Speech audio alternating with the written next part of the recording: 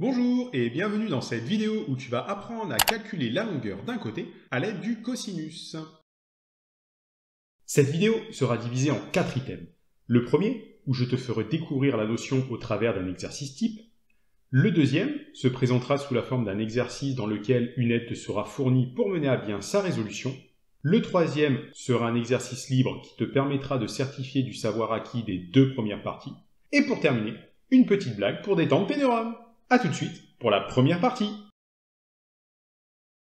On souhaite ici calculer la longueur XO du triangle XRO rectangle en R. Au vu des données de l'exercice, où on nous donne la longueur d'un côté du triangle rectangle et la valeur d'un angle, nous allons ici utiliser une des formules de trigonométrie. Pour cela, respectons diverses étapes. On commence par nommer le nom du triangle ainsi que le nom de l'angle droit. Ici, il s'agit du triangle ORX rectangle en R. Pour calculer la valeur du côté XO, l'hypoténuse du triangle, nous allons utiliser une des formules de trigonométrie vues en cours, puisqu'on nous donne ici la valeur de l'angle RXO, ainsi que la valeur de son côté adjacent XR. La seule formule qui relie ces trois éléments que sont l'angle, son côté adjacent et l'hypoténuse du triangle, est la formule du cosinus d'un angle, qui est égale au rapport de la longueur du côté adjacent de l'angle sur la longueur de l'hypoténuse du triangle. Le cosinus de l'angle RXO est donc égal à XR, le côté adjacent à l'angle RXO, sur XO, l'hypoténuse du triangle. On remplace les données par les valeurs de l'énoncé. L'angle RXO mesure 27 degrés et RX mesure 4,6 cm. Ici, on cherche la valeur de XO. Pour cela, on va réaliser un produit en croix. On peut réécrire cos 27 degrés sous la forme d'une fraction ayant 1 comme dénominateur. XO est alors égal à 4,6 fois 1 divisé par cos 27 degrés, soit 4,6 divisé par cos, 27. À l'aide de la calculatrice, on effectue l'opération 4,6 divisé par cos 27, ce qui nous donne le résultat affiché à l'écran. Or ici, nous désirons un arrondi au centième. On regarde alors le chiffre des millièmes, qui est 2. Il est plus petit que 5. Donc un arrondi du nombre affiché est 5,16. Le côté XO mesure environ 5,16 cm. Continuons avec la deuxième partie. On souhaite ici calculer la longueur du côté ME du triangle TME rectangle en M. Pour cela, je te laisse les diverses étapes à suivre pour mener à bien la résolution de l'exercice. N'hésite surtout pas à mettre la vidéo en pause, puisque la correction débutera une fois le décompte terminé.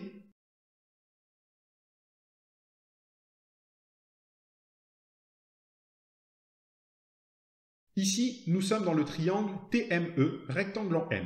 Nous voyons dans l'énoncé que nous avons la longueur du côté TE, qui est l'hypoténuse du triangle, ainsi que la valeur de l'angle MET qui vaut 50 degrés. Or ici, nous recherchons la valeur du côté ME, le côté adjacent à l'angle MET. La seule formule trigonométrique qui relie ces trois éléments est la formule du cosinus. On applique donc la formule du cosinus à l'angle MET. Cosinus de l'angle MET est égal à ME, le côté adjacent à l'angle MET, sur ET, l'hypoténuse du triangle. On remplace l'angle MET par sa valeur 50 degrés et ET par sa valeur également 6,5.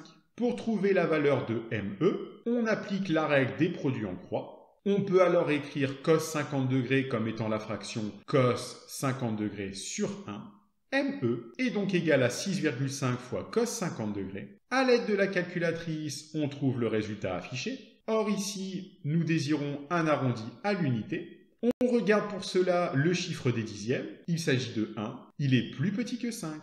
Donc un arrondi à l'unité de ce nombre est 4. ME mesure donc environ 4 cm. Poursuivons avec la troisième partie. Cette fois-ci, à toi de jouer. Tu es désormais en mesure de résoudre cet exercice en parfaite autonomie. Comme tout à l'heure, mets la vidéo en pause si besoin, puisque la correction s'affichera une fois le décompte terminé.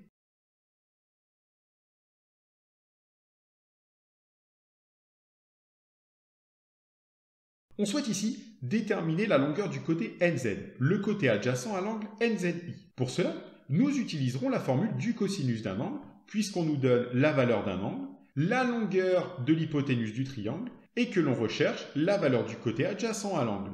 Cosinus NZI est égal à Zn, le côté adjacent à l'angle NZI, sur Zi, l'hypoténuse du triangle. On remplace les données par les valeurs de l'énoncé. On obtient que cos 21 degrés est égal à Zl sur 2,8. À l'aide de l'égalité des produits en croix, on obtient que Zn est égal à 2,8 fois cos 21 degrés. En effectuant le calcul à l'aide de la calculatrice, on trouve une valeur de Zn d'environ 2,6 cm arrondi au dixième.